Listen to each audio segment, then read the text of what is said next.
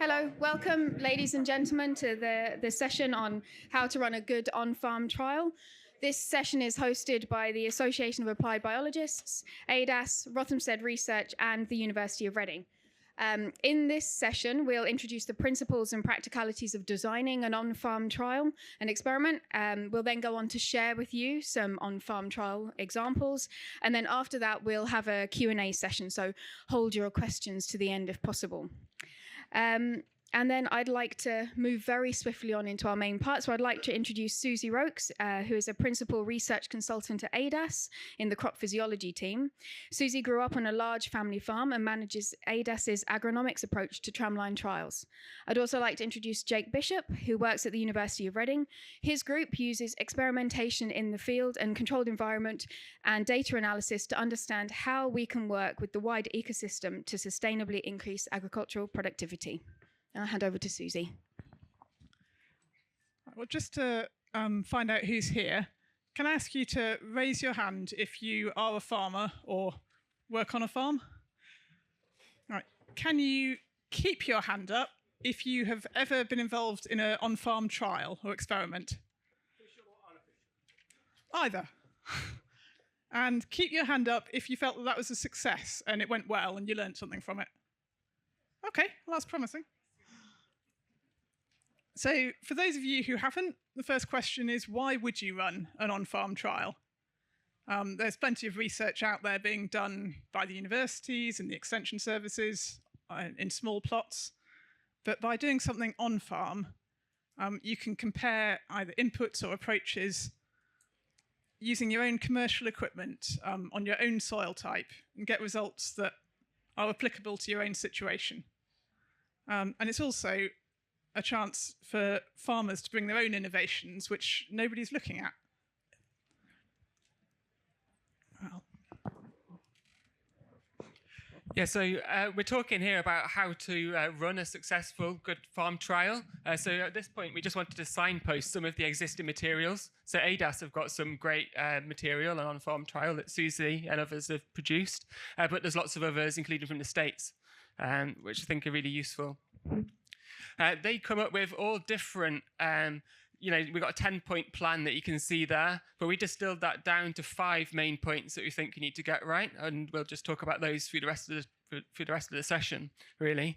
So we've got collaboration, keeping it simple, considering underlying variation, replicating your treatments, and getting a good plan at the outset. So I'll just go through a couple of those and then we'll pass back to Susie. So I talked about those materials, but I think it's also really useful to think before you start doing an on-farm trial, to think, well, you've got a question, does it already actually have an answer? Is there existing farmer networks who've tried to answer your same question? Is there some academics who've answered it? A good place to start is to look at Farm PEP, which is a network of different people involved in agriculture. And that's, you could post a question on there and try and find out some information. I think it's also really important to try and think whether your question could be, to make your answer more broadly applicable, and could it be run at a range of different locations? So are there neighbouring farmers that you could work with to look at how, under what conditions do you continue to see an effect of the treatment that you're putting in? Could your agronomist point you towards different people who could be running that? Maybe you'll meet some people here who you could run an on-farm trial with. We'll see how it goes at the Q&A. There's can you also find financial support? So one obvious route through to financial support is if you've got some manufacturers of a product who are wanting to trial something, they might actually be able to give you some funding to be able to do that trial. But in terms of practical support, there's lots of networks as well. So as well as that guidance that I said, we've got a whole range really. So innovative farmers, you can also get funding through a network called BOFIN, or through UK government funding through the Farming Innovation Programme. And then obviously you can collaborate with folks at ADAS, folks at Rothamsted, folks at universities, and other institutes like NIAB as well. So collaboration, as I said at the start of that slide, I think some of that is around actually sharing your results as well and having a plan in place to think who are those results going to be relevant to, and how can you make them more relevant, I suppose. The second step is about keeping it simple. As an academic, I like to make things complicated, and I think Richard will probably talk about how he has to temper academic enthusiasm for lots of different complicated bits. And actually, the best way to do a good on-farm trial is to keep it as simple as possible. There's some key things. So you should always have a control, which we'd recommend to be the farm standard business practice. And then ideally, only actually test one alternative to that standard practice, at most maybe 2 or 3 in addition to that standard practice. So if you've got too many treatments, then you're going to have lots of effort that you need to put in to actually implement those treatments. And if you've got too many different things going on and too many combinations, then you're at greater risk of making an error. And actually what you thought was you'd applied one sort of fertilizer management to, it was a different one, or you mix up packets of seeds, etc. And we're going to talk later on about replication as well, but it's really important to have replication. So that is to see how consistently one treatment is winning compared to just having one comparison. And the more treatments you have, the fewer opportunities you've got to replicate. It's better to keep it simple.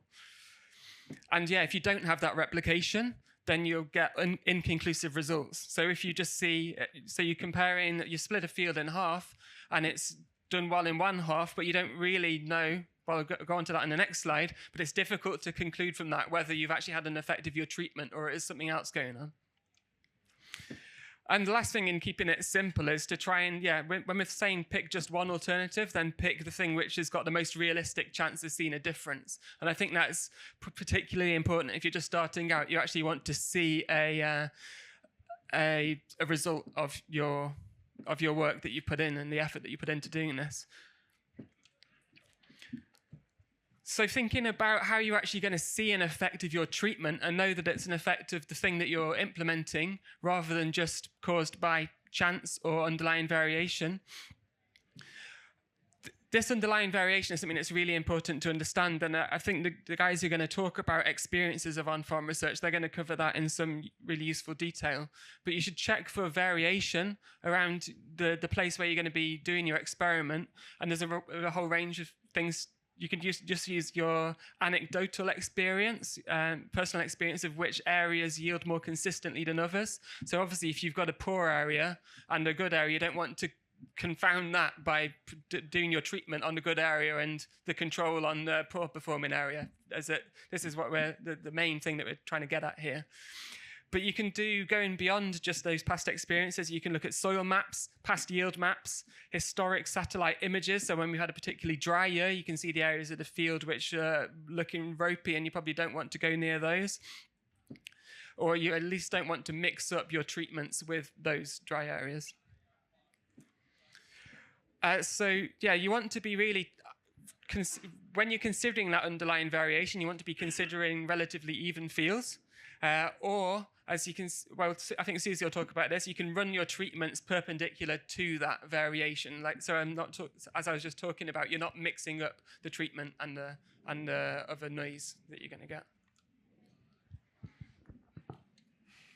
Over to Susie. Yeah. So just as a little worked example, I've got some images here of 5 different fields on my own family farm.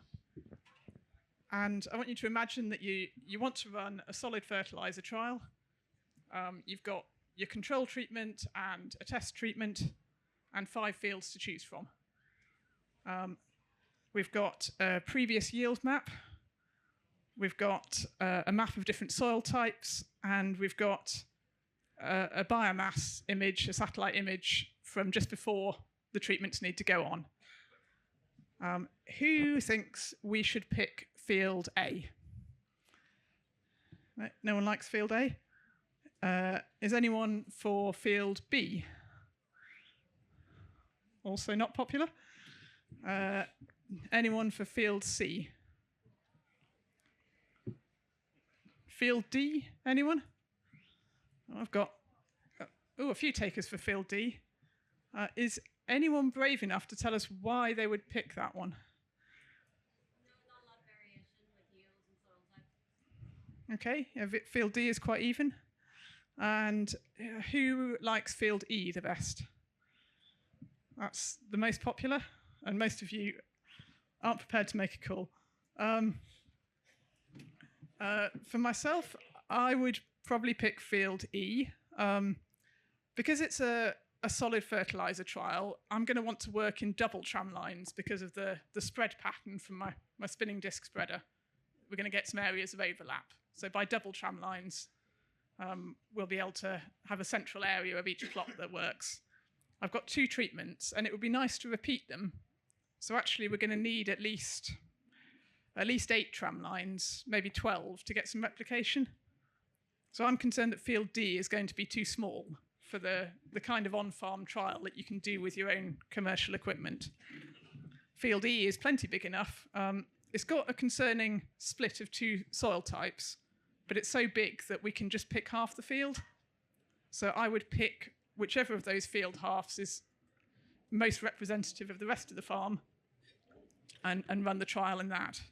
Or possibly take the central area of field B is also plenty big enough for my trial. There's not just one right answer. When it comes to replication, we're talking partly about plots within the field, like in my last example, but also you can think in terms of repeating a trial in other fields on the same farm or on other farms if you're collaborating with people, and repeating the trial across multiple seasons, because we all know that every season is quite different. It can help to randomize your treatments. If you've just got 2 treatments, it's simple. You can just alternate them across the field and maybe flip a coin to see which one you start on. If you've got 3 treatments or 4, you might want to randomize them. And so here I've picked field B from my previous example. And in each of the 3 sort of zones within the field, I've put 1 replicate of each treatment. So it's almost like 3 little experiments within the field, 3 reps. And last, I'd encourage you to be really careful to record where you put your treatments on. It's easy to forget, or one person might put them on, and then someone else is harvesting the trial. So mark them with flags, log the positions, what 3 words with your mobile phone, draw a trial plan and keep it somewhere safe. So another little interactive for you. Here's a different field, and this time it's a spray trial. I've got 3 different biostimulant or fungicide sprays we're looking at. Who likes trial plan number 1 the best? Nobody? Oh, 1. Who likes number 2 the best? Yep, that's very popular. And number 3. Now I've got a couple for number 3. And I'm with the majority. I'd say that number 1 is too simple. We've got no replication. The yields are different. We won't know whether that's the treatment or just that part of the field. Number 3 is very complicated. If you can pull it off, you'll get a great result, but that's a lot of extra work to spray it, and it'd be very easy to get mixed up in which plot is which. So number 2 is a balance between some practicality and getting some good results. And then our 5th point was planning right at the start of the experiment how you're going to get results out of it.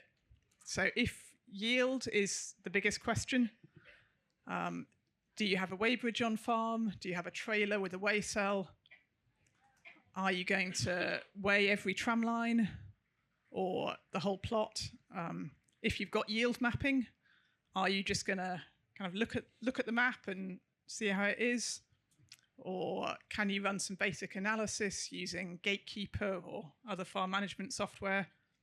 Or are there researchers you can work with to get a more thorough statistical analysis? But there's no point starting off a trial if you haven't got the capacity to measure what you want to look at. And then, because it's not always about yield, or that assessment might go wrong, it's worth looking at things during the season. Is it worth doing disease assessments, tiller counts, taking grain samples for analysis? It all depends what you're looking at, but make a plan at the beginning and think about who is going to do it and whether you're going to have time at those busy periods. I think that's all of our 5 points, so I'm handing back to Charlotte for your interviews. Yeah, thank you. Can you hear me? Yes, you can hear me. Wonderful. Thanks, Jake and Susie. Now we'll move on to some examples before we go through to the Q&A. So I'll introduce each of our panelists first, and then we'll go through those examples. So I'd like to introduce Kelly Jowett. Kelly is an applied entomologist at Rothamsted Research with an expertise in beneficial invertebrates for sustainable agriculture. One more close to me, we have Richard Casebro. He is the technical manager at the University of Reading's Crops Research Unit, where he has managed field crop trials since 2005, and he has developed equipment for field-scale phenotyping. And then one more close, we have Dion Garrett, Dion is a molecular entomologist with expertise in entomology and detecting plant pathogens and their insect vectors. So I think we're starting with Dion's example. Hello. Can everyone? Oh yeah, that was working. Great. So my example. So I was working on a field in Cambridgeshire. So during my PhD, I had an industry partner, which G's Fresh, and they had a really big problem with nematodes in their celery crop. So this particular crop is organic, so they're not allowed to apply any pesticides. The amount of fertilizer they're allowed to use was very minimal as well. And these capsids, which are in the top left screen, what they will actually do, they will move from a non-crop host, typically hogweed and various other umbellifer flowers. They will move in the late spring. They'll actually be essentially pushed onto celery because a lot of the umbellifers, especially like cow parsley, actually desiccate and die. So they actually move onto celery. And the big problem with the capsids is they as they feed on the plants, they create these lesions, which are in the bottom left screen. So what they wanted to do was look at a way of using a biological control instead of an insecticide. So I was approached by them during my project, and they said, can you test out these nematodes? And nematodes have been proven to be a really good biocontrol for stem weevils and various other insects. Had no idea what they would do for capsids, so this is where sort of I came in and trialed that. So this was some nematodes from copper. I'm not employed by copper, and I'm not.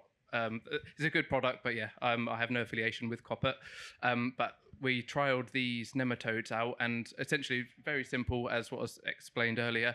I just had a control and a treatment. So the control was with the nematodes, you actually have to put them in liquid. They're sprayed onto the crop. So the control was literally water and an adjuvant, and the adjuvant is kind of like an emulsion to help with the nematode. So that was the control, water and adjuvant minus the nematodes, and then the treatment was the water, the adjuvant, along with the nematodes at the correct dose, and they were applied using a knapsack sprayer.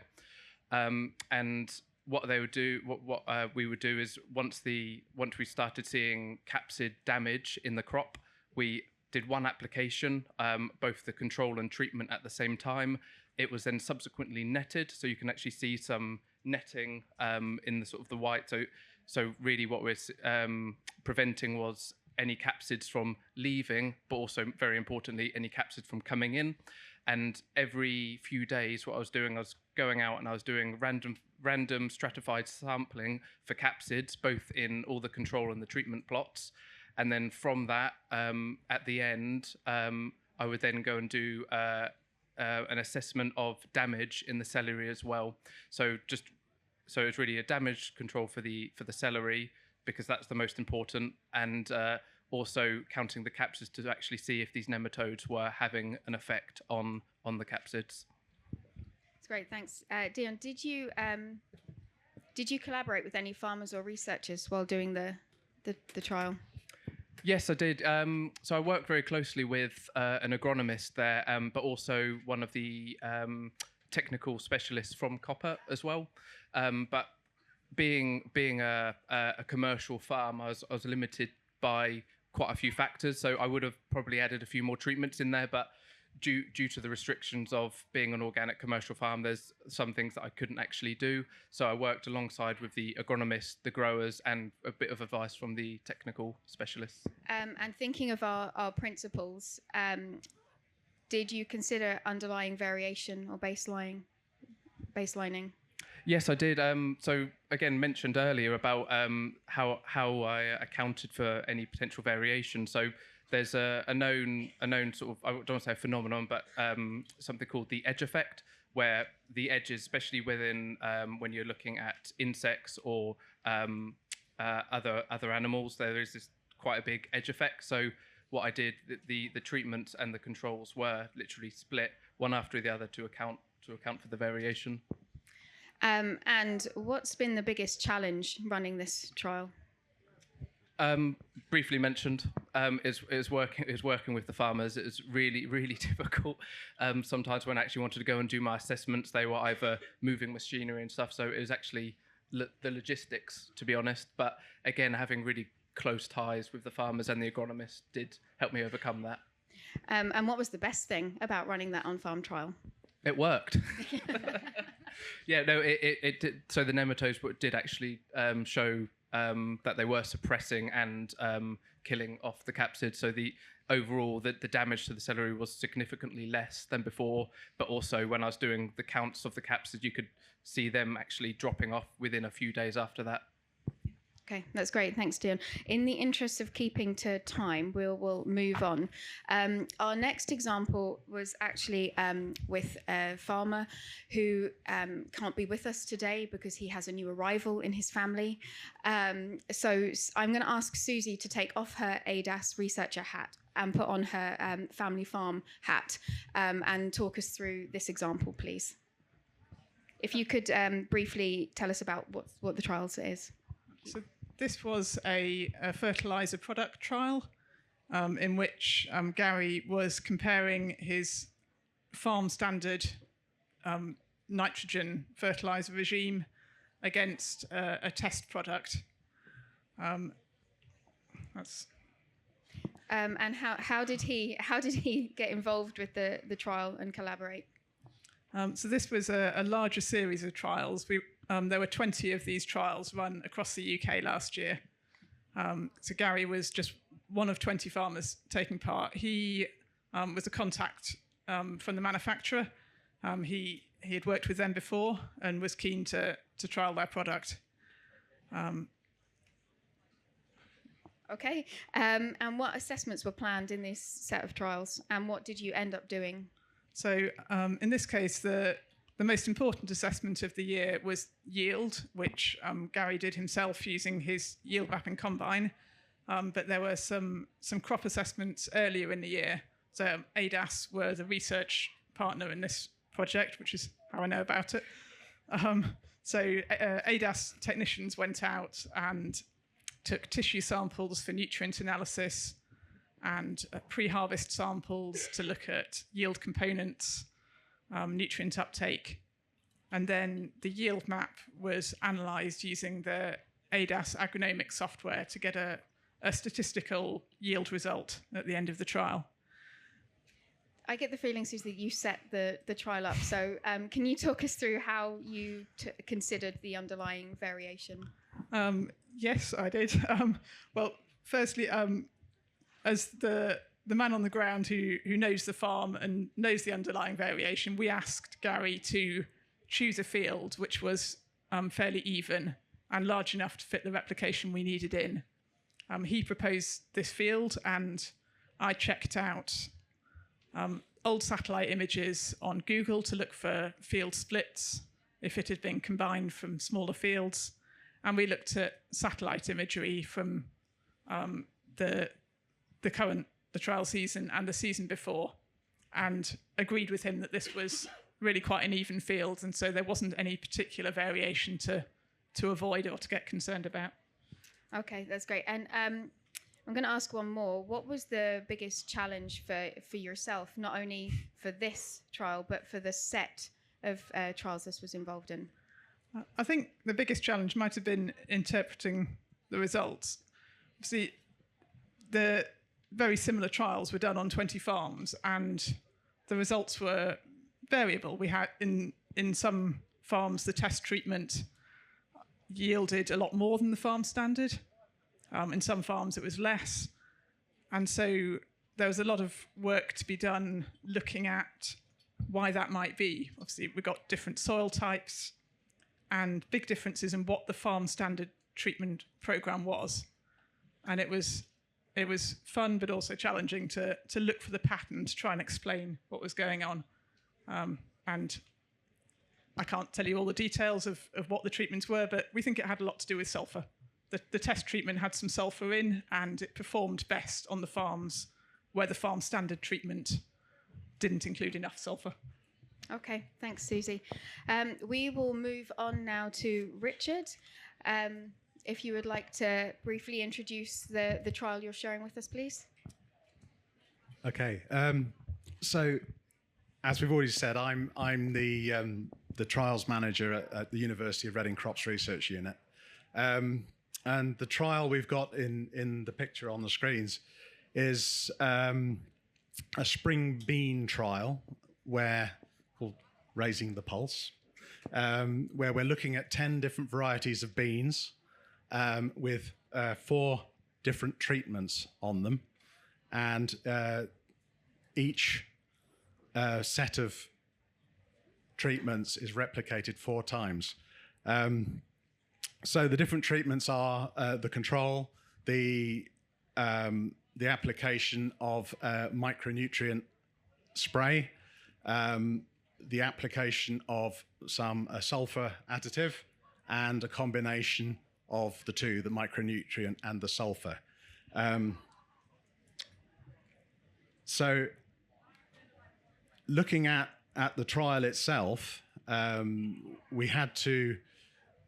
Well, let me say first, I'm not a farmer. This isn't an on-farm trial per se. So obviously this is a dedicated trial site, but a lot of the principles in how I lay out the trial will be applicable. You can draw them, you can put them onto your farm scale. So with this particular trial, I had to consider the history of the field. The best person to look at the history of the field is the person who's been working it over the years and who understands what goes on before. Things like, if you look over to the right-hand side of the picture, there's a bare patch, and that's where the River Thames comes and visits us every 10 years or so. And I knew that, so I put the trials in avoiding that area. So that's a very a simple thing to avoid. But in the trial in question, the one that's got the blocks in it, it was actually an amalgamation of 3 different rotations. So we had 3 different distinct blocks. And so Rep 1, Rep 2, and Rep 3 were one part of the rotation. And then there was another part where Rep 4 is, and where it says pollinator trial at the very back, that was a 3rd rep. So it's very important to, although it's all one field now, was to remember where those boundaries were and actually make sure that we weren't putting a replicated block straddling one of those boundaries, because it would have confounded some of the results. So academically, each replication, each block of treatments they would really like them all to be randomized. Now, we randomized the varieties within a block, but because I'm fallible and I've only got a manually operated sprayer, the thought of actually randomizing the different spray treatments over each of the plots, it's possible, but the chance of me messing up and making a mistake is all too real. So I negotiated it down to me having just blocks of spraying to do, so that I find that hard enough anyway, without making a mistake. So keeping it simple, even if it's not the perfect academic system, can yield a better result in the end. Thanks, Richard. I think you've covered a lot of our key principles. I get the sense that when you were working with the University of Reading, you had to push back a little to make it more simple. There's always a negotiation process that goes on. So I say to the academic or whoever's asking for the trial, tell me the ideal, tell me what you want ideally, and I'll tell you what I can do. So I get the ideal, I adjust it to what I can do, and just by a process of negotiation, we come down to a trial that I can both deliver and that will deliver the results that can be used statistically in what they want, hopefully. And normally we can come to some sort of agreement. Okay, thank you. And I'm going to ask, what lessons have you learned from running these kind of trials? Oh my goodness. Very many lessons. Give us one or two. But I think keeping it simple is one of the main things. The other thing is keeping a very detailed record of what's happened, so that we can actually not just tease out the why we're getting some strange results, but also so we can look back in future years and go, well, we know there's a gravel patch that pops up there every so many years. So really we need to look at the gradient in the field to see, one side's wetter, one side's drier. There might be a slope in different soil types. So it's just making sure that our blocks encompass that kind of, variation again. It's a theme that comes over and over, but no field is exactly the same. So just knowing the variation, knowing where the different gradients are and how they run, and then putting your blocks of trials in according to that kind of variation. Okay, thank you, Gary. We will now move on to Kelly, please. And if you could, again, as with everyone else, give us a brief introduction to the trial and why you wanted to do it. Okay, so there was two kinds of angles to this. So as a kind of explanatory things here. Carabid beetles are what I'm working with, and they're beneficial beetles in the farm system, so we want them around. They're controlling crop pests, and they also eat weed seeds in crop areas. There's around 30 species that are common in farmland, and different species do slightly different things in terms of predatory potential, but also they have different environmental tolerances. And the thing to understand about carabid beetles also, as invertebrates in farm systems, is that they are sensitive to environmental change. So they're often used as an indicator of habitat quality and change in landscapes. And they're very easy to trap. So you really all you need to do is bury a cup in the ground and they will run into it, and then you can look at what you've got on your farm. So the thought behind this whole carabid monitoring scheme is trying to get data on what's good at encouraging carabid beetles in the center of fields, and also designing it in such a way that farmers get useful data out of it at the same time. It was very much that I wanted it to be a two-way kind of project, in that I get a lot of data to figure out what interventions are best on farms for encouraging this in-field crop predation, not predating on the crop, pest control service in the middle of crops. but also that farmers get something out of it as well. So this is a monitoring scheme as well, which is a little bit different to a set field trial, but you can run it in the same way, and a lot of these same principles apply to it.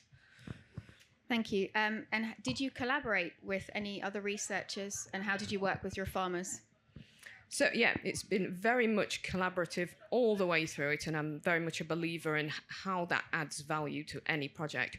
So from the outset, I have designed this with farmers. They've done piloting with me. They went through the kind of, so I have produced a Caribid ID guide that farmers actually have really got along with, but I have each version of that booklet I have run past farmers for language, for understandability, how well it is to use in the field, things like that. And then at the scale of farmers asked for an app that would make it easier to record this in the field. So in collaboration with CEH, we produced a Caribid ID app, which you can find under CEH's eSurveyor, if you want to get that app. And then at the level of the farmers, I go and I do a lot of kind of events. We've done a big beetle session today, teaching people to ID beetles, a workshop, and go around to different farm events. Also working with farm clusters has been great, because that kind of cluster-based approach, they can relate their results to each other and also help each other out with the protocols, and kind of, it's very much a collaborative thing. Like, what beetles have you caught on your farm? It's kind of like, I've got more beetles than you. It's great. So I'm really enjoying working with the clusters, and that's what these photos are from. And we had some little helpers out in the field.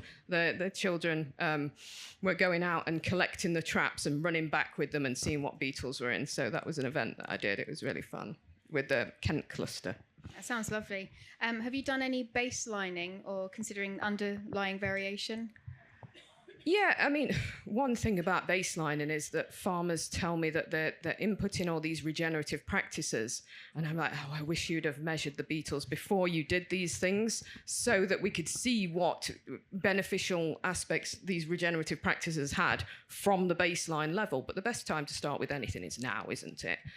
So, but underlying variation-wise, insects are so variable with the weather, with conditions, with kind of the previous year's conditions can impact on what new adults are coming through the year, because they have, particularly with Caribid beetles, they have a year-long life cycle. So the conditions last year will impact on this year as well. So, and then if it's a hot day, you will see a lot of activity with invertebrates. So a lot of that variation needs to be accounted for. So it really does need the replication. And what I'd like to get back from our Rothamsted angle in being able to research what's really driving the interventions that work for Caribid beetles is the replication. And that's why going out and getting as many people to do this monitoring scheme will really return the results to us. We can do it in a huge analysis, pick out those key factors that are really having a great impact from a huge data set of replication. We can account for the variability over that whole time scale, all of the traps and everything, and pick out the factors that are really driving that, and then feed that back to the farmers. That's my kind of wish with that. But at a farm scale, what I've done is design the scheme so that farmers can just have this one transect line of 3 traps, and they could just do that. So it's easy to get involved with. But if they want to get a certain result out of it, if they want to find out something specific, they can run a number of transect lines in one field, compare 2 fields. So it's very much open to what they want to do with this basic setup of 3 traps. They can use it in whatever they want to get some results for themselves of what they want to find out. So that was very important to me, that they could actually use it in the ways that would be useful to them. Yeah, thank you. It sounds really interesting, Kelly. And I'm going to throw at you the question I've been asking your colleagues on the panel is, what have you found the most challenging regarding the on-farm work?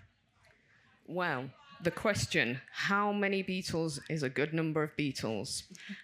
Because if you sprayed an insecticide, you would actually see more beetles immediately afterwards, because you are taking away all of their food and they're hungry and they're running around looking for more food. So it's not a measure of how good things are to look at just activity at one point in time.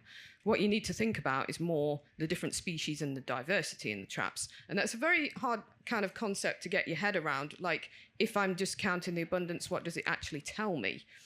What it tells you in terms of carabids is how many beetles you have actively searching on the ground. So if that's a measure of crop, that's associated with crop predation, because if they are active in that area, it's associated, but it doesn't mean to say that that's a quality habitat. So it's a tough kind of concept, but the farmers that I've been working with have engaged with that. It's just, I was working with them, the Kent cluster, in some really high quality grassland. It was absolutely fantastic, and I knew that the carabid beetles there would be really diverse, but we didn't find very many in the traps, which was a problem. But it was because they were all happy in their particular niches. They had a lot to eat and they were very happy there, and they weren't running around and falling in the traps. So, but, you know, they didn't need to be predated in that environment. So yeah, it's a measure of predation, not activity. So it's very much, what do you want to know with this? Yeah. Okay, that's great. Thank you. So we have a lot of time for some wonderful Q&As, and I'm hoping that we have some questions building in the audience. I always can rely on you, Tom. But I am gonna take Chairman's prerogative here and ask one or two of my own first. And I'm going to put this to Jake and Susie because they didn't get questions yet. And I'm going to put my favourite, which is, what have you found most challenging with working on farm trials as opposed to the very typical small plot trials? Jake? I think it's the disappointment of crop failure. I think when we're doing those controlled environment experiments, then you've basically got rid of all of the noise. So you're growing everything in a uniform environment.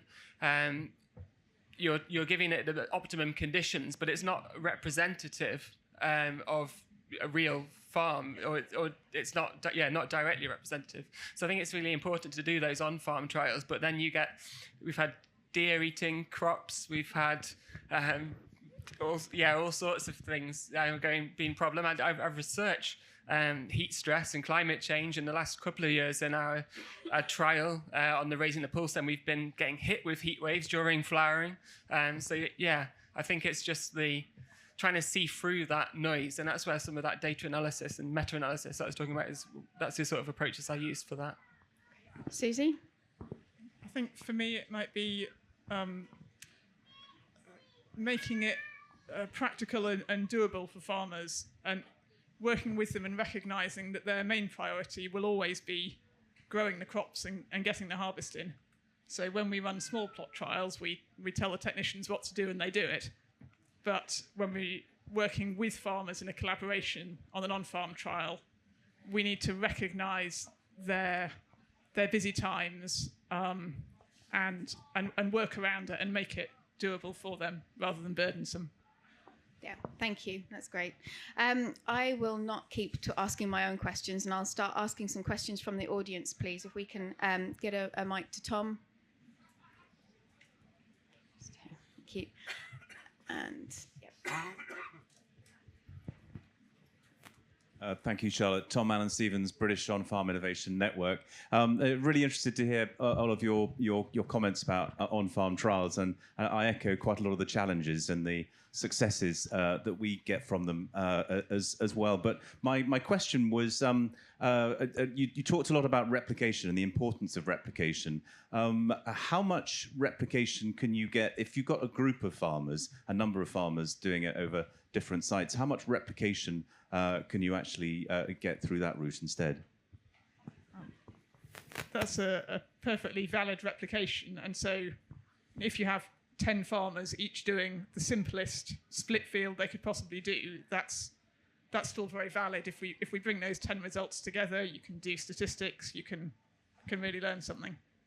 If they each did 2 replicate plots, it would be even better.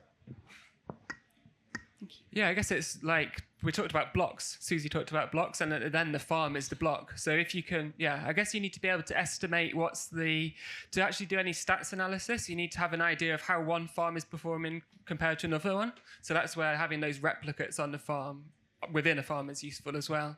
But you don't need many, and you can compensate for that with many farms. Yeah. Thank you. Here and then. Jeroen, I'm from Belgium. I'm an innovation broker. And my question is the financial one. Like for researchers, it's very beneficial to profit from the farmers. Let me put it black and white, and extract their time in doing the experiments. How do you guys in UK think about this in terms of compensating for the hassle that a trial is? What is in it for the farmers? The trials that I'm involved with, we don't provide direct cash compensation to farmers. If the trial is with a manufacturer, like Gary's trial I was talking about, he got a few bags of free fertiliser, so that'd be worth quite a few £100, and he gets a useful report at the end of it. And if we're looking for farmers who are interested in the questions we're looking at, and so the results actually have value to them because they can inform their cropping choices for next year. So, in my projects, it's usually some free stuff and a useful result. I've got very good experiences of working with the DEFRA Farm Innovation Funding. So this is where it's a farmer-led approach, where the farmer puts forward a proposal for the thing, for a trial, a question, some innovation in the farm sphere. Mine was associated with monitoring of dung beetles in silver pasture. This was led by Andy Gray of Ag McKelly. And so he led the research, he had the questions, and I was very much the science part of that. And the funding went to him directly, so paid for his time, and all the associated resources went directly to him, which is the great thing about that funding. And then we were costed in as kind of supporting him, but it was very much led by him. The thing that you have to bear in mind with that is that also the paperwork all went to him, and we did have to make sure that we had that appropriate support in place, because a lot of farmers do not have the kind of same capacity for paperwork as researchers do. So that's very much, if anyone wants to go for that kind of funding, do factor in a lot of time for the paperwork. Yeah, and if I can also add, there are some other networks. So there's Innovative Farmers, where again that's farmer-led, and they get money to run those trials and associated research. And I know that Boffin do compensate their farmers for the work that they do as well. So I think it's quite bespoke and different for different organisations. We have a question over here. Hi, I'm Julia Cooper from Organic Research Centre. We do a lot of our research on farms, and I'm quite conscious that within this topic of on-farm research, there's quite a spectrum from the sorts of experiments, some of them we've seen here that look to me very much like an experiment you might see on an experimental, like a research farm replicated, through to the more like what Kelly's talking about, which we'd call like participatory, farmer-led research. So I guess I'm just sort of thinking, wondering, are there certain types of questions what sorts of questions should we be trying to answer with those different types? Like, are there certain types of questions that just aren't suited to on-farm research? Like when I look at those sort of really replicated trials, I think, well, why maybe we should just be doing them on a research. Why are we even doing them on a farm? Why don't we do it on a research farm as opposed to the more farmer-driven, farmer-led? So I'm just wondering what your thoughts are on what types of questions are the types we should be answering on farms as opposed to the ones that we want those more. I think context is really important here. So that's what Susie was saying right at the start. We can do a trial in really highly controlled conditions, but we only know that that has an effect in those controlled conditions, right? So I've been doing lots of work on heat stress as well in my experiments, and I find that I get totally different results when I change the amount of water that the plants have got available. That makes sense it's quite obvious. But if everyone's doing all of their experiments with well-watered plants, and that result doesn't translate through to the field. I think it's also relevant to some of the slides in the talk where we're talking about finding a uniform area. It's no good having a uniform area which doesn't represent the rest of your farm as well. So I think that's where those blocks come in. And it's actually, it's not trying to avoid the problem areas. It's just making sure that you've got your treatments inside those problem areas as well. Yeah, all of your treatments inside, and similar to what Richard was talking about with those blocks within the different years of the rotation that was previously there. That doesn't fully answer your question, but a bit of it. I think the research that it's most worth a farmer doing is if there's something that they're considering trying, a change they're considering making, which might well be a regen change, and they want to know whether it will work in their own system. So on my own family farm that my cousins are running at the moment, they're not regen direct drillers, but they were interested in all this talk about direct drilling. They've got the drills that can do it, and so they've run a few strips in a few fields across the farm, direct drilling instead of the usual min-till, and they're doing that, repeating it on the same strips for a few years and just seeing how it goes. And that's an answer that they can't get from someone else's farm on a different soil type. Okay, thank you. We have another question here. You've just come halfway to addressing my concern, and we farm in Dorset, and whenever I have some wacky idea, why don't we look at X, Y, or Z, I can see my employee's eyes rolling. He wants simplicity. He wants things he can get his head around. He wants to be able to get on with the job. And when we do try doing our experiments, we have variable soils, variable fields, like all those pictures. I mean, quite frankly, some of those pictures I'd be quite envious of. It almost seems to me that one has to have the academic type institute as the backup, the analyzer. Kelly's got, it's probably got the closest to sort of, farmer-friendly analysis. But I find it quite depressing, actually. Help. Who's gonna jump in? Dion? It's making me think about agronomics as well. Yes. Really just on that point, I think perhaps it's worth getting in touch with institutes. There's a lot of help out there. It's just a case of looking and asking for it, to be honest. I don't know what you'd say on that, Kelly. I think I've collaborated with a lot of farmers, and it's typically they will contact me, and then it's providing some advice or assistance. But even with the trial that I did, for example, which was on a commercial farm in celery, it was really quite a simplistic experimental design. But obviously, if you haven't got that prior knowledge, but it is out there. It's just a case of finding the right institute. Yeah, and I love the approach of, it's hard for us to make these connections. We don't have an awful lot of time as researchers. We're running between things. We're doing a hell of a lot of admin to actually go out there and make these connections. And we need to know what the key questions are that farmers need to know. I really think that a lot more research should be farmer-driven, so that when we get these kind of results, it is things that are of relevance, that farmers want to do. That I think it needs to be driven in that way.